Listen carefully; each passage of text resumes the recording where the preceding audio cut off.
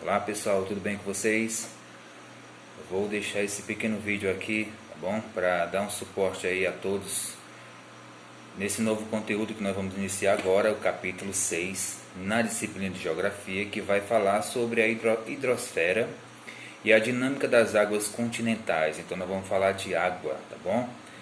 Antes da gente iniciar no conteúdo em si, vale ressaltar que nosso planeta Terra, aproximadamente aí 70% é composto de água, sendo que os outros 30% são as plataformas continentais, né, a superfície terrestre. Então, muitos dizem que o planeta Terra deveria ser chamado de planeta água. Então nós vamos abordar esse conteúdo, tá bom? Esse conteúdo do capítulo 6, que vai lá da página 132 até a 152. Então vocês podem também estar verificando aí no livro didático. Eu aconselho que vocês também levem em consideração, acompanhem no livro didático, tá certo? E também vou deixar outra aula como suporte, né, de um amigo geógrafo, para vocês também estar tirando aí as dúvidas. Então, capítulo 6, hidrosfera e a dinâmica das águas continentais, páginas 132 até a 152, que vai abordar esse assunto, tá bom? Hoje, especificamente, nós vamos abordar a questão da água na Terra, bom? A água na Terra, e vamos abordar também outro conteúdo, que são as águas continentais, redes de drenagens e bacias hidrográficas, tá bom? Então, vamos aí à nossa aula de hoje, falando aí da hidrosfera, essa ciência que vai estudar todas as águas do planeta. Pessoal, a hidrosfera, ela faz parte aí, né, do conjunto de necessidades que o planeta tem para poder existir vida. Além da hidrosfera, existe também a litosfera, que é a parte rochosa do planeta. Existe também a atmosfera, que é a parte gasosa do planeta, e existe a biosfera, que envolve tanto a litosfera, a hidrosfera e a atmosfera, e formam esse conjunto necessário para a sobrevivência no planeta Terra. Então a hidrosfera, que é o nosso conteúdo, aborda as águas, a litosfera, parte rochosa do planeta, e a atmosfera, os gases do nosso planeta, tá bom? A hidrosfera faz parte da biosfera terrestre, da qual fazemos parte. Os seres vivos dependem diretamente da existência da água na Terra. É óbvio, né? Para a sociedade humana, a água possui grande importância e um significado especial. Sem água, sem vida. Bom? O termo hidrosfera vem do grego hidro mais esfera, que vai ser igual à esfera da água. Compreende todos os rios, lagos, lagoas, mares, ou seja, todas as águas subterrâneas, bem como as águas marinhas e salobras, águas glaciais e lençóis freáticos, tá bom? Então, além das águas continentais, os rios, mares, oceanos, lagos, existem também as águas subterrâneas, também chamadas de lençóis freáticos. As águas oceânicas, de forma bastante objetiva, né? Ela vai compreender aí os mares e oceanos, lembrando que mar vai ser diferente aí de oceano. O mar é aquela parte mais próxima da superfície terrestre e o oceano já é aquela imensidão de água. Ainda sobre esse assunto, pessoal, da água no nosso planeta, né, segundo alguns estudos feitos pela ciência, a água existente no planeta Terra originou-se durante o processo de resfriamento da crosta terrestre. Então, a partir do momento que a crosta terrestre foi se resfriando, esse acúmulo de água, a partir do momento que havia uma precipitação devido aos gases expelidos aí pelos vulcões, causavam muitas precipitações, e foi um período que houve muitas tempestades, né, nesse período aí, e foi acumulando água na superfície terrestre. Ou seja, a atividade vulcânica nesse período era intensa e lançava grandes quantidades de gases na atmosfera, como eu acabei de falar. O vapor de água foi formando pela combinação de gases como hidrogênio e oxigênio. O vapor de água, presente em grande quantidade na atmosfera, condensou-se formando as nuvens. A água acumulou-se nas porções mais baixas do relevo, formando oceano, mares e também lagos. Existe outra teoria que diz que também a água ela foi se acumulando na superfície terrestre, trazida por meteoros, né? O planeta Terra passou por muito tempo sendo bombardeado aí por meteoros e, segundo alguns estudos, esses meteoros traziam na sua composição pequenas partículas de água que faziam com que essas gotículas fossem se acumulando e também ajudando aí na formação dos primeiros oceanos.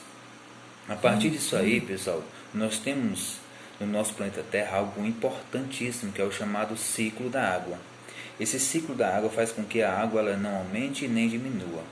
Então, por que tem muitas pessoas ainda passando por necessidade de água, escassez de água? Porque a população aumenta, porém a água não aumenta, ela continua o mesmo tanto, ela continua a mesma quantidade. O que vai aumentando é o que? O consumo, mas a água em si ela não aumenta. Por isso que muitas regiões já estão sofrendo aí com a escassez de água, tá bom? Fala aqui rapidinho do ciclo da água. O ciclo da água, pessoal, é aquele que tem algumas partes. Existe a água em forma líquida. Essa água, a partir do momento que recebe os raios solares, ela evapora. A partir do momento que ela evapora, ela acontece o processo de evaporação. Depois passa pelo processo de condensação, que é a formação das nuvens. Depois da condensação, ela passa pelo processo de precipitação, que é o momento que as nuvens derretem, e ela também passa pelo processo de infiltração, que é o momento em que a água cai no solo, ela vai se infiltrando, indo para os lençóis freáticos e também para os rios, mares e oceanos. Então existe aí o ciclo da água, tá bom? Só para recapitular: evaporação, condensação, precipitação e infiltração. Águas oceânicas. Pessoal, as águas oceânicas, nós vamos ter aí, né, essa imensidão de água, tendo aí 4 principais oceanos na forma líquida. Vamos destacar aqui alguns, por exemplo, o Oceano Atlântico, o Pacífico, o Índico e o Glacial Ártico. Lembrando que o Atlântico é o mais utilizado para o comércio internacional e o que recebe maior quantidade de água doce, tá bom? Inclusive o Brasil é banhado aí pelo Oceano Atlântico. O Pacífico, que é o maior de todos, nele se localiza, portanto, várias formas de vidas e é o mais profundo de todos. Temos aí o Índico, que é o menor dos oceanos e localiza-se entre os continentes da África, da Ásia e também da Oceania. Temos aí também o Glacial Ártico, localizado na região polar, banha o norte da América, Europa e também da Ásia. Mares, né, pessoal? Já falei que mar é diferente de oceano. Mar é aquela parte mais próxima do continente. O oceano já é aquela imensidão de água que a gente conhece, né? Pelo menos aí através de imagens. Muito bem. Para a gente concluir aqui, tá bom? Nós vamos abordar aqui rapidinho as águas continentais, que são os rios, né? Lagos, as águas subterrâneas, tá bom? E mais o que é? Pessoal, com relação aos rios, nós podemos destacar também 2 aspectos importantes, né? Que é a definição desses rios. Por exemplo, existem os rios de planaltos e também existem os rios de planícies. O que são os rios de planalto? São aqueles que existem quedas de água, são aqueles que existe aí uma deformação, né? As correntezas são chamados rios de planaltos. Geralmente esses rios são muito utilizados para a produção de energia elétrica, né? Devido aí à força da água. Existem os rios de planície, são aqueles rios planos, né? Já nesses rios são muito utilizados para quê? Para a navegação, né? Transporte de pessoas e mercadorias, tá bom? Então existem 2 tipos de rios, planaltos e também de planícies. Ok, pessoal? Então, nessa introdução aqui para vocês aí nesse conteúdo, tá bom? Acho que as dúvidas também vocês podem tirar, perguntar, caso tenha alguma dúvida, que a gente vai estar à disposição. Então, só para encerrar, viu, pessoal? Falar aqui, para a gente fechar, do termo hidrosfera, né? Ou seja, bacia hidrográfica. Então, o que seria uma bacia hidrográfica? Conjunto de todas as áreas banhadas ou drenadas por um grande rio, por um grande rio e seus afluentes, ou seja, é uma porção da terra que ela vai ter uma nascente.